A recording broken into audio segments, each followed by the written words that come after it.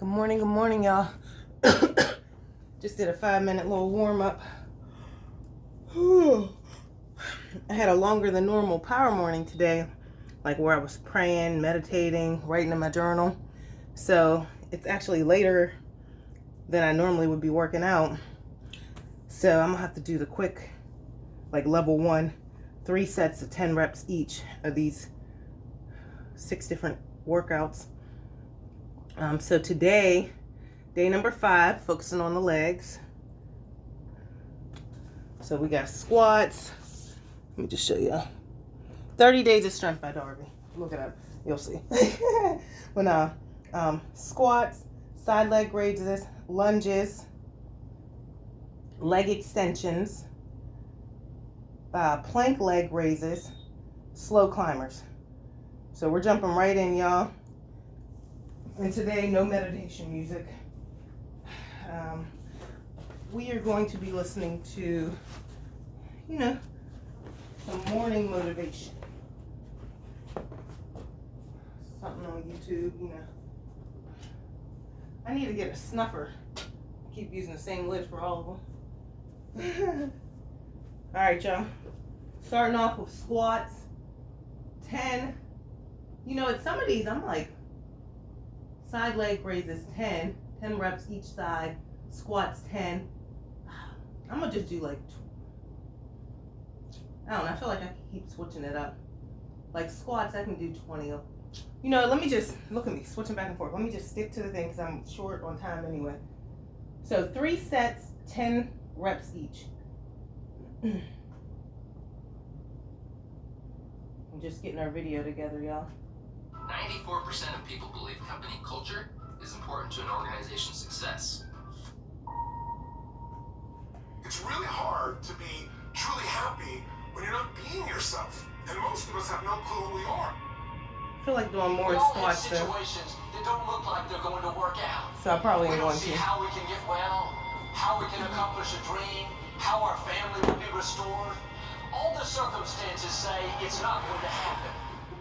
How much of life do you feel like you control, or how much does life control you? Do you tend to control more what's going on, or events controlling you? If you focus on what you can't control, if you focus on the past, if you focus on what's missing from your life constantly, that pattern of focus will make you frustrated, overwhelmed, depressed. It won't even matter if you're taking antidepressants. If you keep focusing on what you can't control, what's missing from your life, you're going to feel depressed still. You can take as many antidepressants as you want. Focus equals power. 10, y'all. Leg raises. Crying, whining, griping. A Bible word called murmuring. See, that'll ace your future. Spend 5 minutes complaining, and you have wasted 5. And you may have begun what's known as economic cancer of the throne. Surely they will soon haul you off into a financial desert, and there let you choke on the dust of your own regret. And not only is it important for you to know it's possible for you to choose your future, but it's necessary that you work on yourself, that you develop yourself. It's necessary that you get the energy trainers out of your life, people who don't want anything, people who are not striving, people who are not challenging themselves, people who aren't growing, people who stop dreaming. It's necessary that you align yourself with people and attract people into your business who are hungry, people who are unstoppable and unreasonable, people who are refusing to leave life just as it is and who want more. My mother used to say, birds of a feather flock together. If you run around with losers, you will end up a loser. It's necessary that you get the losers out of your life if you want to live your dream. This feels good today. The challenge of life, I have found, is to build a resume that doesn't simply tell a story about what you want to be, but it's a story about who you want to be. It's a resume that doesn't just tell a story about what you want to accomplish, but why. A story that's not just a collection of titles and positions, but a story that's really about your purpose. Because when you inevitably stumble and find yourself stuck in a hole. That is the story that will get you out. What is your true calling? What is your dharma? What is your purpose? You can't connect the dots looking forward. You can only connect them looking backwards. So you have to trust that the dots will somehow connect in your future. You have to trust in something. Your gut, destiny, life, karma, whatever. Because believing that the dots will connect down the road will give you the confidence to follow your heart, even when it leads you off the well-worn path. And that will make all the difference. Just stand. You keep standing. You keep standing no matter how rough the sea, you keep standing. And I'm not talking about just water. You keep standing. No matter what, you don't give up. It doesn't matter to me any longer how long I live. What matters to me most is how I live. Ask y'all one question. A question that I was asked all my life by a third-grade dropout. How you living? How you living? Every day ask yourself that question, how you living? Here's what a cook in the dining center would suggest you to live this way. That you would not judge. That you would show up early. That you'd be kind.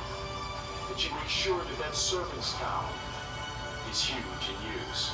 That if you're going to do something, you do it the right way. That cook would tell you this, that it's never wrong to do the right thing. That how you do anything is how you do everything. And in that way, you will grow your influence to make an impact. In that way, you will honor all those who have gone before you, who have invested in you. Look in those unlikeliest places for wisdom. Enhance your life every day by seeking that wisdom and asking yourself every night, how am I living? One person can change the world by giving people hope. So if you want to change the world, start each day with a task completed. Find someone to help you through life. Respect everyone. Know that life is not fair and that you will fail often. But if you take some risks, step up when the times are the toughest, face down the bullies, lift up the downtrodden, and never ever give up. If you do these things, the next generation and the generations that follow will live in a world far better than the one we have today. And what started here will indeed have changed the world for the better. Let's look at this idea of specificity for a minute. Like a winter home in Hawaii. Very nice. But if I say, I will own a 2-bedroom beachfront villa on the west coast of Maui, Hawaii, by June 1st, 2003, does that sound a little more clear? Yeah. And until you get specific like that, the creative part of your brain won't jump in and decide how to help you get there. And that's why a lot of people never get their dreams, because they don't make them specific enough. You got to get real nitty-gritty. Break it down. How much by when? I want a better relationship with my husband. Well, what does that mean? But if I say I want to spend an hour a week sitting opposite my husband talking about real things that matter. No TV on. Eye-to-eye communication. Now that we can measure. Did you do it for an hour? Want to have more fun? What does that mean? Well, what if I say I'm going to listen to comedy albums twice a week for a minimum of an hour? You're probably going to have more fun. So make it specific. Make it real. Some people say, I want our business to increase. Well, how much? By when? Want the reading scores to go up in a school. How much? By when? Until you have that, you're not going to make progress. So many people's dreams never get completed because they're not clear about the specific number of how much by when.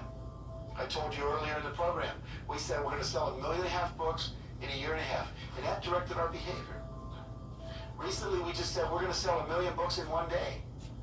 We had 101 bookstores involved in a book signing. We're going to try to be in the Guinness Book of World Record for the largest book signing ever done.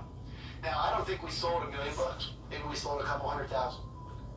But by holding that question and trying to figure out how to do it, it moved us toward that goal. Now, maybe it'll take us 2 years to figure out how to sell 1 million books in one day, but it gets the thinking to expand out into that arena. Is this making sense? Okay, so you want to have those goals. Now, the other thing you want to do is break your goals down. Many of you have big goals. End hunger in the world. That's a pretty big goal. Have world peace. achieve a certain level of spiritual oneness with God or life. Big goals. When you first look at it, it's kind of overwhelming. What if we were to break that down into little steps? It says, okay, I want to go to college and get a PhD. Gosh, I'm only a high school student. But the next step would be finish the math class, get an A in this, write for a brochure from a college, get a catalog, pick 1 or 5 colleges that I want to apply to. You know, just keep breaking it down into little steps and then figure out how to get all those steps done and put a date by each step. And then start doing the plan. Someone said if you fail to plan, I'm doing 1 minute fail. Does that make rest. sense? Yeah, absolutely. One of my friends said, success by the yard is hard, by the inch it's a cinch.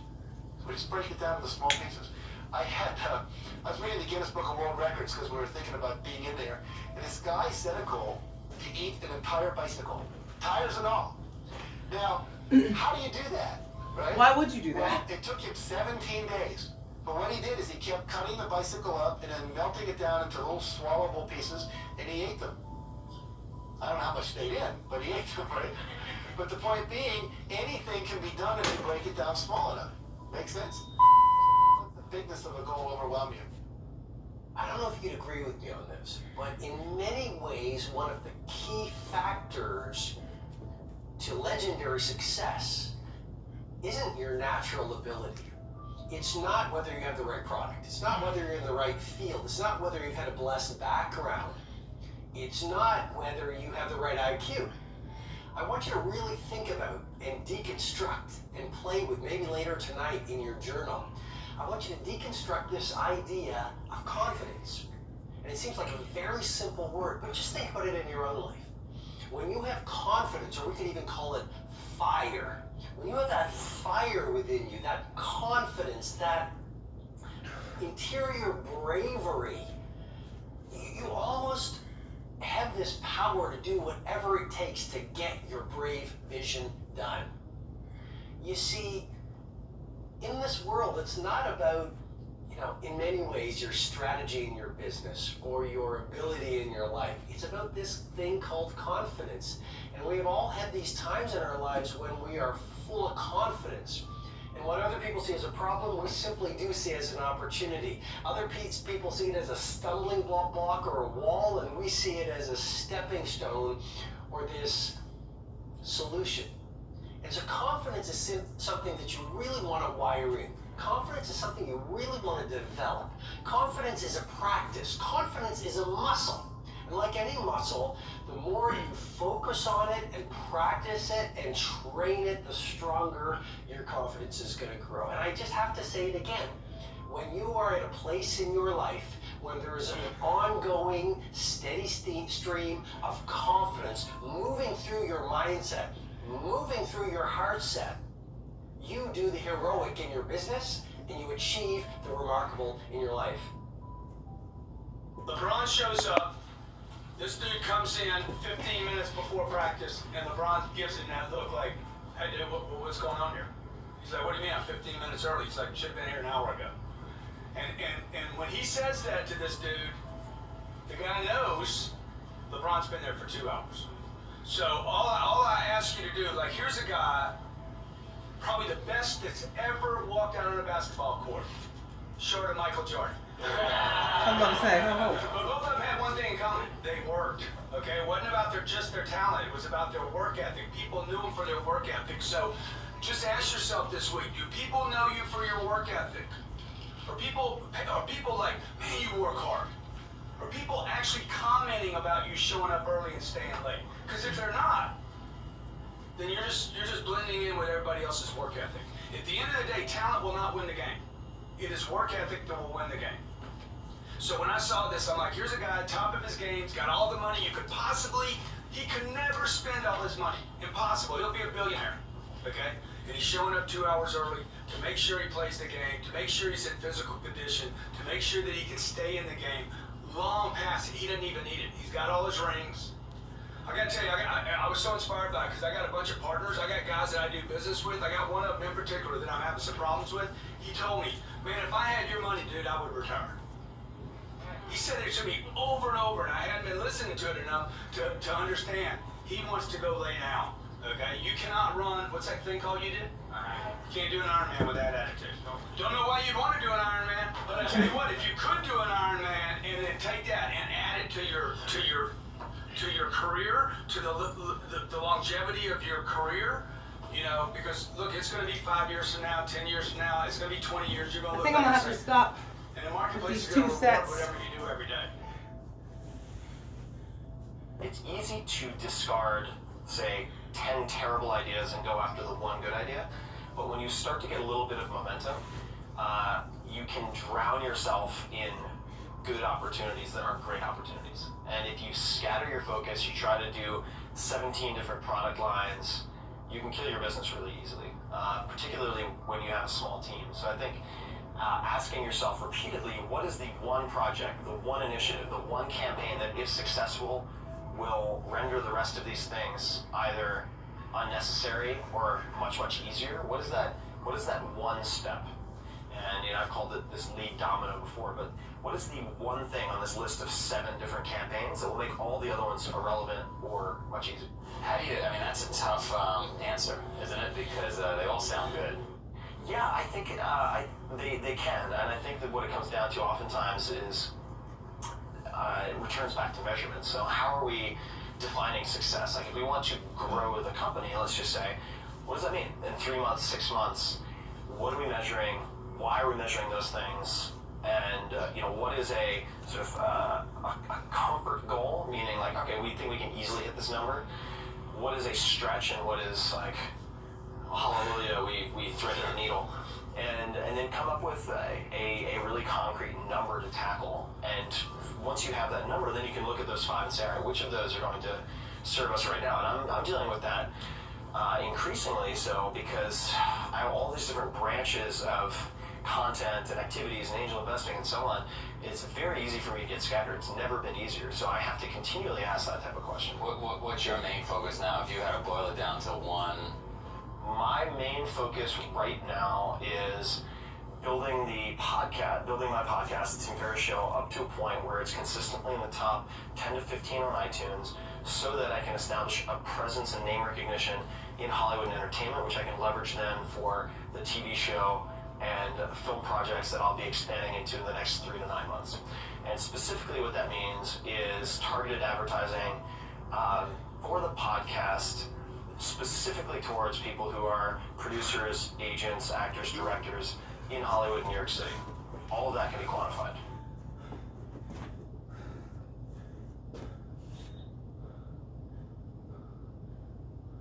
As you're gearing up to step back into your normal life, if you haven't already done that, I thought I'd just give you 5 quick little triggers, just reminders that are so simple, but these are the 5 things that I personally did when I first got kicked out of my house. Some of you know the story. My mom was a very powerful woman. I had 4 different fathers, and she kicked my dad out. And on Christmas Eve, she decided I was on his side, so she kicked me out too. And I had nothing.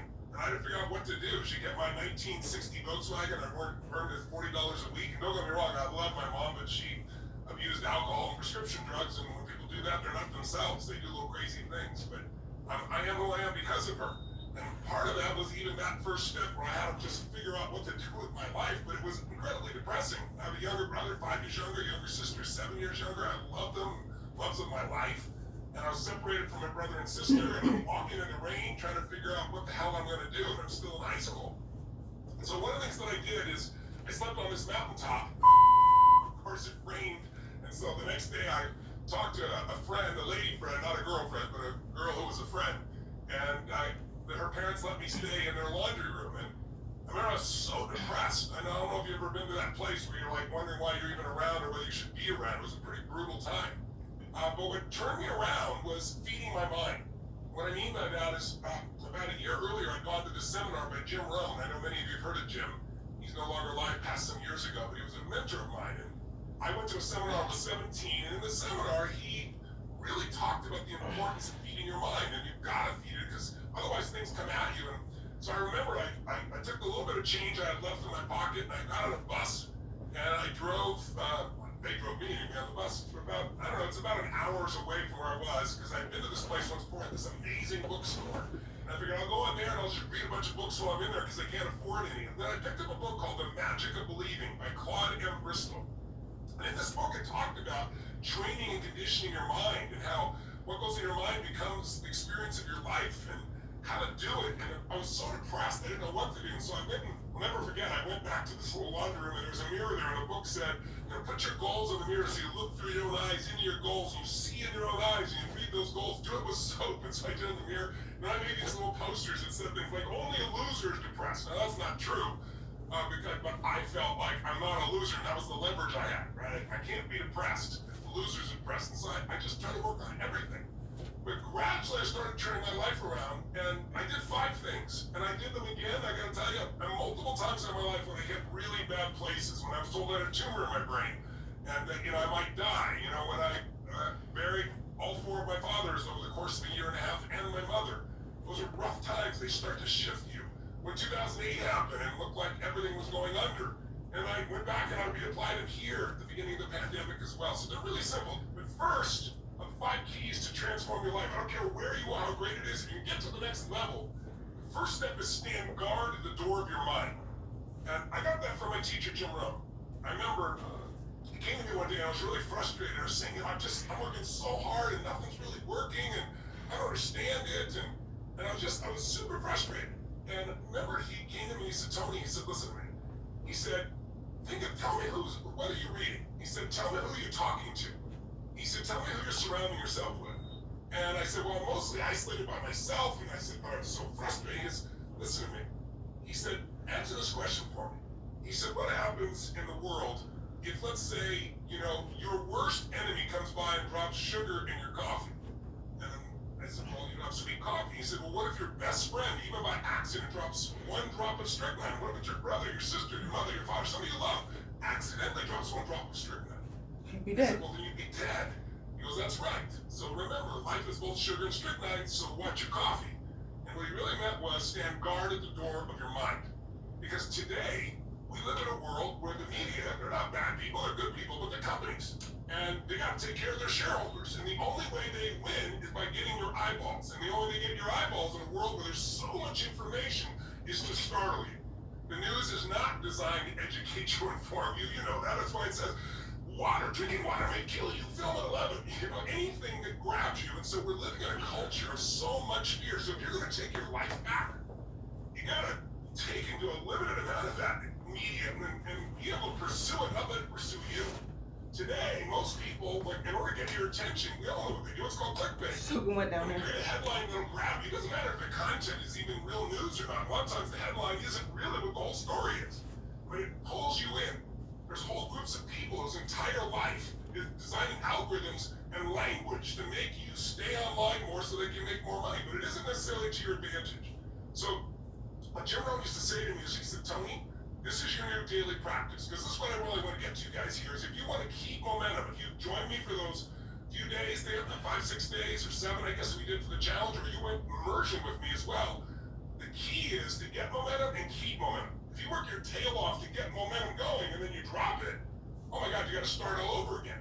And so the way you do that is you have a daily practice. It's not like, years ago I went to a seminar by Jim Rohn, and then my life was perfect. It's like I kept immersing myself in all these things. But I also made sure each day I was making some form of progress. If you want to know what makes people happy, write down progress equals happiness. Think about it. You can achieve everything in the world and still go, is this all there is? You can achieve something and be excited, but for how long? The only way you stay happy and excited is to keep growing. Progress is everything. If you're making progress on your body, progress in your mind, progress in your emotion, you're going to feel happy.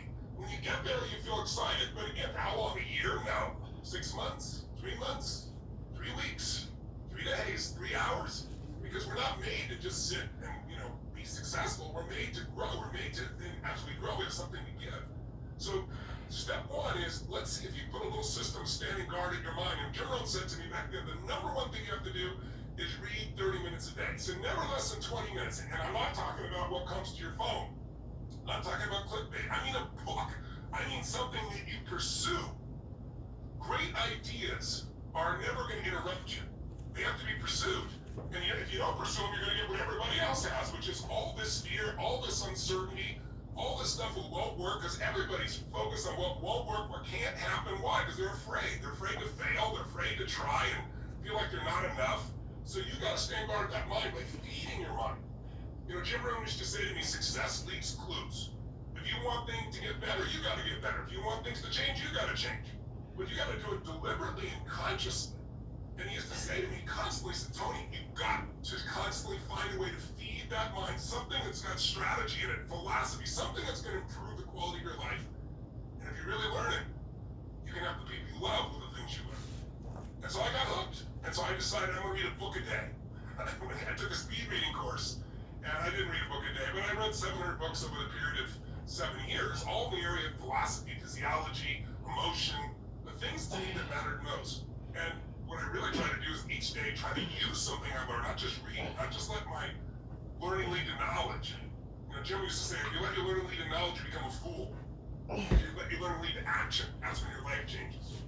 So I started being aware of who was saying what I was taking in. You know, Jim used to say, you know, success leaves clues. If someone's successful, they're not lucky. They're doing something different than you. All right, y'all, that was 3. He said the first thing is find out what they're reading.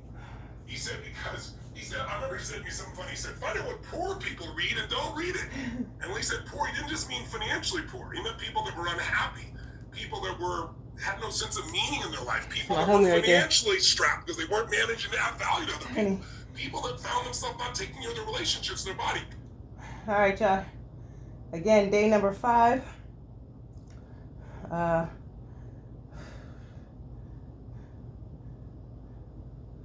Day number 5, week 6 done. I don't know where I said day number 5, week 6. You know I'm out of it. I did level 1, 3 sets, 10 reps each. Done. I could have did level 2, 5 sets, 16 reps each. Level 3, 7 sets, 20 reps each. But again, I chose to have a longer power morning where I focused on prayer, meditation, writing in my journal. So the workout didn't suffer because there are, you know, different options that I could have did. So I still came out here. I still showed up. I still made some progress. All right, that's all that matters, y'all.